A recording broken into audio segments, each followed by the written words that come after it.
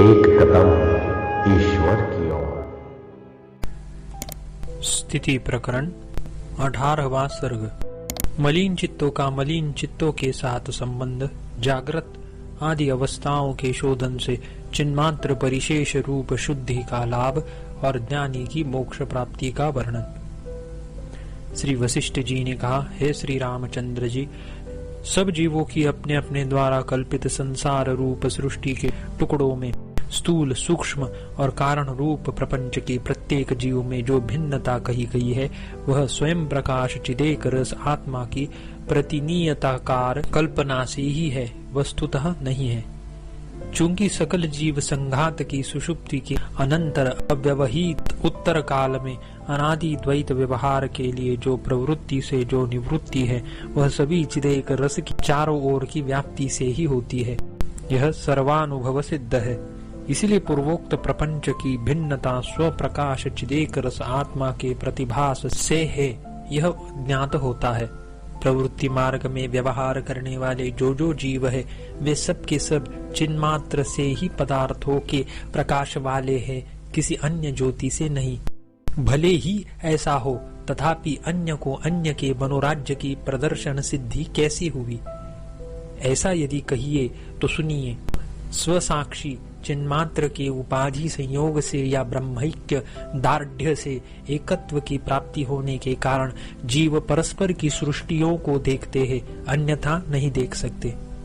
विचित्र सृष्टि रूपी विविध जलाशय पूर्वोक्त चिन्मात्र रूपी एक मार्ग से परस्पर एक दूसरे से मिलते हैं और दूसरे के व्यवहार के संवाद आदि से सत्यत्व भ्रांति की दृढ़ता होने के कारण चारों ओर से निबिड़ जड़ता को प्राप्त होते हैं। कोई सृष्टि रूपी जलाशय दूसरी सृष्टि में मिले बिना ही पृथक स्थिति को प्राप्त है और अन्य सृष्टियों में मिले बिना ही लय को प्राप्त हुए है। कोई परस्पर सम्मिलित है। इस प्रकार ब्रह्मांड रूपी गुंजाफल अक्षुण्ण स्थित है, जिसमें प्रत्येक अणु में असंख्य हजारों ब्रह्मांड रूपी गुंजाफल एक दूसरे से मिले बिना स्थित है। वह ब्रह्म माया शबल नाम का वन है। ये जगत रूपी गुंजाफल परस्पर मिलने से निबिड़ता को यानी साधारण व्यवहार योग्यता को प्राप्त हो गए हैं। सब पदार्थ सबके दर्शन योग्य नहीं है। जिस प्राणी का जिस प्रकार के कर्मों का भोगानुकूल फल जहाँ पर जैसा रहता है, वहाँ पर उतना ही वह देखता है। अन्य लोक में स्थित अधिक का उसे दर्शन नहीं होता।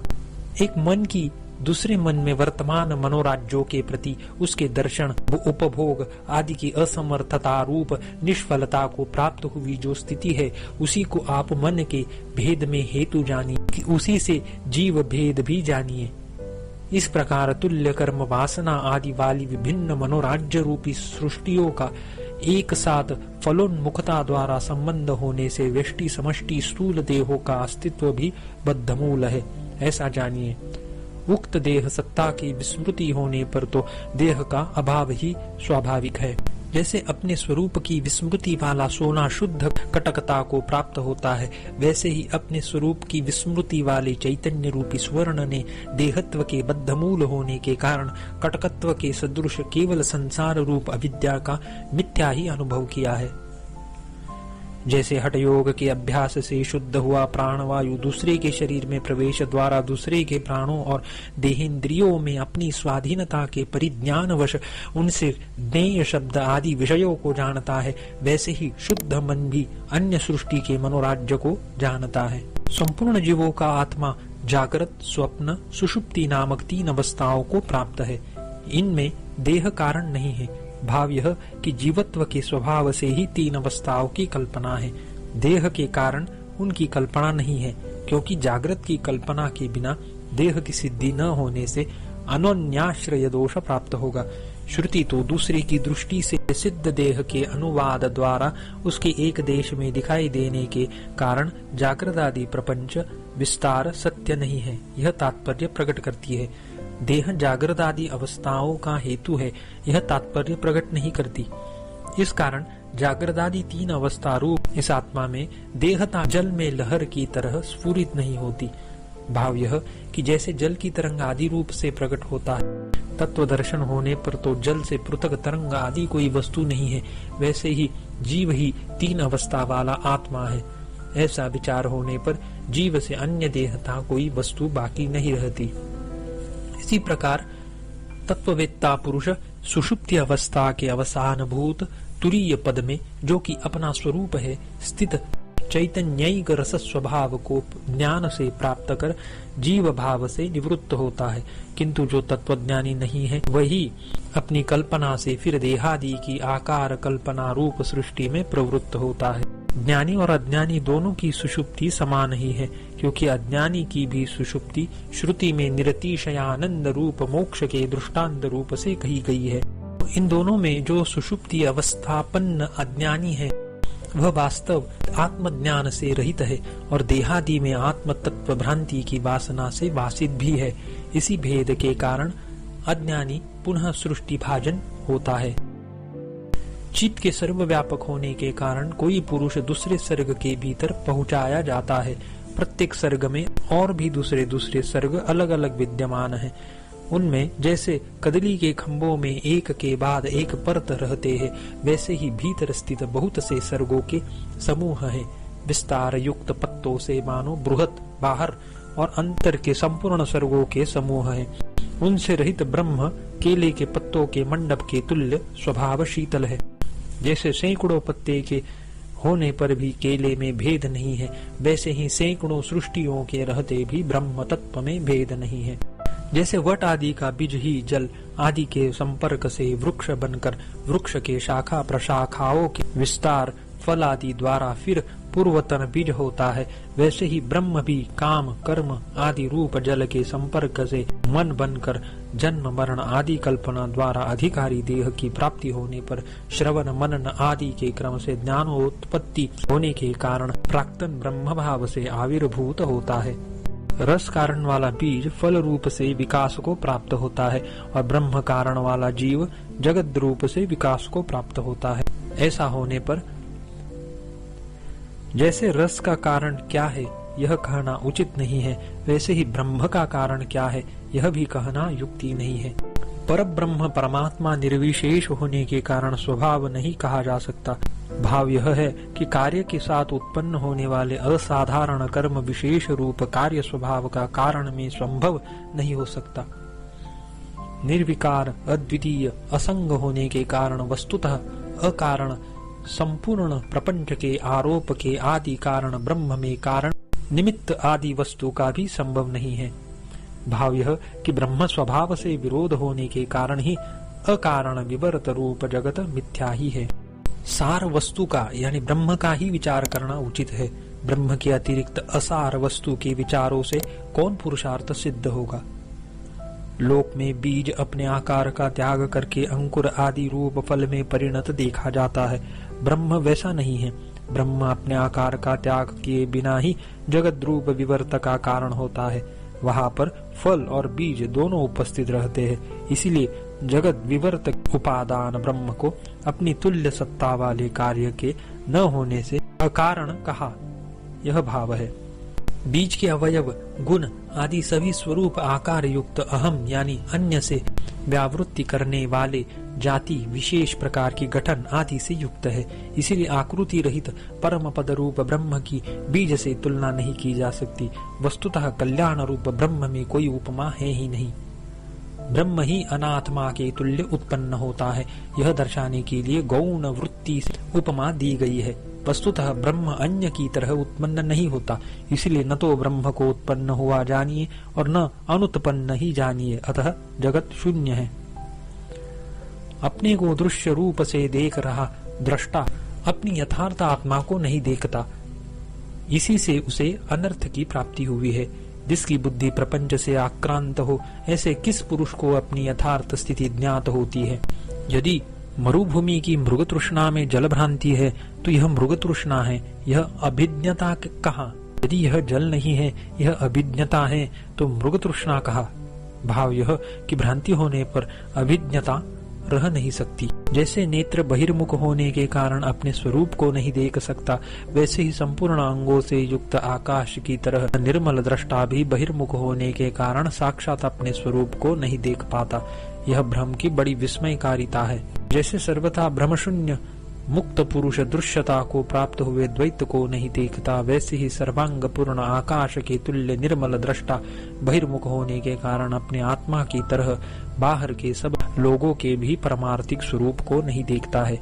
आकाश के तुल्य निर्मल ब्रह्म यत्न से भी प्राप्त नहीं होता। दृश्य को दृश्य रूप से देखने पर तो उसका लाभ बहुत दूर है, इसलिए दृश्य को दृश्य रूप से नहीं देखना चाहिए, किंतु दृक् मात्र रूप से देखना चाहिए, यह भाव है। घटादि विषय प्रदेश में वृत्त्यवच्छिन्न दृष्टा की वृत्ति के बाह्य घटादि के आकार में परिणत हो जाने से जहाँ दृष्टा की भी घटादि स्वरूप प्राप्ति के बिना घटादि नहीं देखे जा सकते, वहाँ पर दृष्टा की दृश्यता दूरतः अपास्त ही है।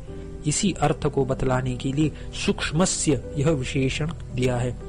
भाव यह है कि विषयाकार वृत्ति के साथ तादात्म्यापन्न स्वरूप से अतिरिक्त सूक्ष्म चिन्ह मात्र का दर्शन नहीं हो सकता है। इसीलिए हे रामचंद्र जी, दृश्य ही दिखाई देता है, दृष्टा दिखाई नहीं देता। केवल एकमात्र दृष्टा ही है, दृश्य तो यहाँ कुछ है ही नहीं।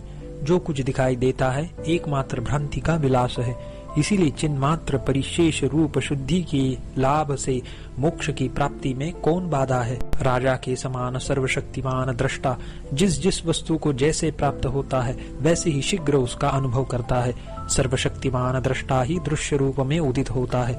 जैसे वसंत रस का उल्लास अपनी रसता का त्याग न करता हुआ ही फल पुष्प और लता रूप से उन्नत दैदीप्यमान वनखंड होता है, वैसे ही चित्त का उल्लास भी अपनी चिन्मात्र का त्याग किए बिना ही जीव और तदनंतर देह होता है। स्वानुभव रूप ही वह इक्षुविकार रूप रस में शर्करा की नाई अहंतादि रस वाले अपने में दर्शन दृश्य रूप जगत स्वप्न को देखता है। जैसे ईख का रस ईख के रस से भिन्न विविध सैकड़ों शर्करा खंड आदि के रूप से उदित होता है, वैसे ही चेतन भी अपने स्वरूप से अभिन्न विविध जगत रूप से निश्चय उदित होता है। अपने में अपने आप स्फुरित हो रहे दृश्य रूप सैकड़ों शाखाओं से युक्त चिदरस उल्लास वृक्षों का यहाँ पर अंत नहीं जाना जाता, क्योंकि नाना खंड सहस्त्रौध्ययी इससे ब्रह्मांडों की अनंतता दर्शाई गई है। यह ब्रह्मांड रूप वन खंड जैसे जैसे अपने रस के चमत्कार का प्रत्येक को अनुभव कराता है, वैसे वैसे यह चेतन अपनी पृथक स्थिति को देखता है। इस जीव शक्ति को जो जो अपनी सृष्टि जैसे उदित होती है, वह आत्मचिद रूप उस भुवन स्थिति को वैसे ही प्राप्त होती है।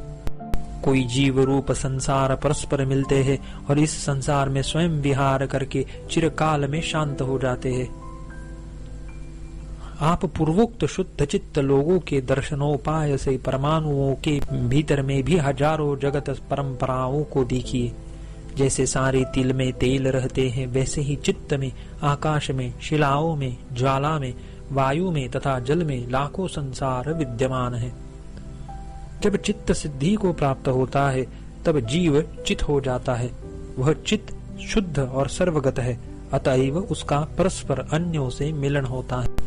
ब्रह्मा आदि सबका स्वसत्ता से कल्पित भ्रम का प्रतिरूप यह जगत रूप बड़ा भारी स्वप्न अंदर उदित हुआ है। कई भूत परंपराएं एक स्वप्न से दूसरे स्वप्न में जाती है। स्वप्न परंपरा में भ्रमण करने से दीवार आदि के तुल्य ठोस परमात्म रूप वस्तु में इस संसार रूप दीर्घ स्वप्न की प्राप्ति होती है, और संसार रूपी स्वप्न की वासना की दृढ़ता से वह दृढ़तर है। चिति जहाँ पर जिसकी भावना करती है वहाँ पर शीघ्र ही उत्पन्न होता है। उसके स्वप्न में भी जिसको देखा वह स्वप्न के समय में सत्य ही है, इसीलिए उसमें चित्त सत्ता के संबंध का अनुभव होता है। जैसे बीज के अंदर सूक्ष्म रूप से पत्ते, लता, फूल, फल रूप अणु रहते हैं, वैसे ही चिद अणु के अंदर सब सूक्ष्म अनुभव यानी जगत के आकार की वासनाएं विद्यमान है। परमाणु रूप जगत के अंदर चित्त परमाणु विद्यमान है। ऐसी अवस्था में चित्त और जगत के संपूर्ण रूप से परस्पर अंदर प्रवेश को आश्चर्य मानता हूँ, यह अर्थ है। अथवा यह आश्चर्य नहीं है, क्योंकि चिदाकाश ही जो कि जगत भ्रमों के द्वारा भेद से गृहीत था अपने में लय हो जाता है। इसी आशय से कहते हैं आकाश आकाश में लीन हो गए। अतः आप द्वैत या एकत्व के भ्रम का त्याग कीजिए। चेतन देश, काल और क्रिया रूप अपने ही सूक्ष्मांशों से आत्मभूत अणुओं का ही अन्य की तरह अपने अंदर अनुभव करता है। वस्तुतः अन्यों का अनुभव नहीं करता है, अन्यों का तो संभव ही नहीं है। ब्रह्मा से लेकर कीड़े मकोड़े तक सर्वसाधारण तत्त अंतःकरण रूप की उपाधि के कारण परिच्छिन्न हुआ चिदनुखंड प्रलय काल में यद्यपि अस्फुट रहता है, तथापि सृष्टि का स्वप्न प्राप्त होने पर स्फुट होकर तत्त देह दृष्टि से अनुभव को प्राप्त कराया जाता है। चित परमाणु साक्षात सत्य आत्मा को ही द्वैत रूप से आस्वादन करते हैं। भाव यह कि जैसे कोई भ्रांत पुरुष स्वयं अपने कंधे पर चढ़ने की इच्छा करता है, वैसे ही चित परमाणु रूप जीव भी सत्य आत्म स्वरूप को ही द्वैत मानते हुए भ्रांतिवश उसका अनुभव करता है। चिद रूपी परमाणु खूब विकसित शरीर होकर नेत्र आदि रूप पुष्प द्वारा से संविद रूपी सुगंधि को बिखेरते हुए स्वयं स्फुरित हुए है। कोई व्यष्टि रूप चिद घट दृश्य के हेतु भूत चेतन के सर्वव्यापक और अविनाशी होने के कारण देशतः और कालतः बाह्य रूप से जगत को देखता है।